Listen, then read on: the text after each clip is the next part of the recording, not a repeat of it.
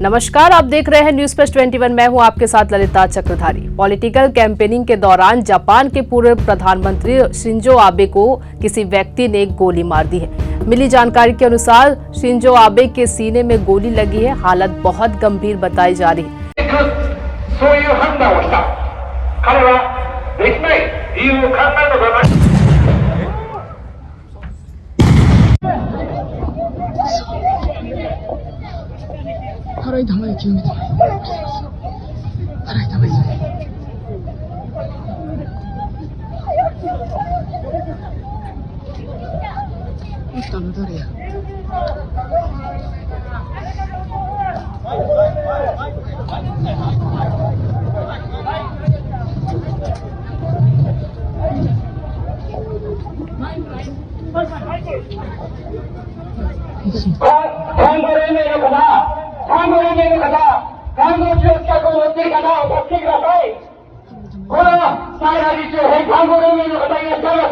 मिली report के मुताबिक उन्हें हमले के तुरंत बाद कार्डियक अरेस्ट भी आया है।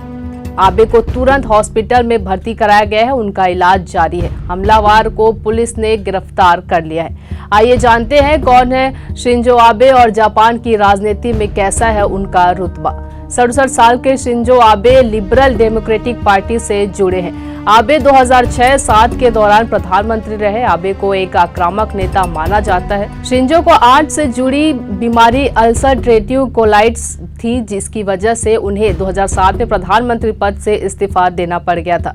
शिंजो आबे लगातार 2803 दिनों तक प्रधानमंत्री रहे। इसके पहले यह रिकॉर्ड उनके चाचा इसाकू सैतो के नाम था। जापान के पूर्व प्रधानमंत्री शिंजो आबे एक राजघराना परिवार से ताल्लुक रखते हैं। शिंजो आबे के दादा नोबुसुके किशी साल 1957 और 60 तक जापान के प्रधानमंत्री रहे। वहीं शिंजो आबे के पिता शिंटारो आबे साल 1982-86 तक जापान के विदेश मंत्री रहे थे।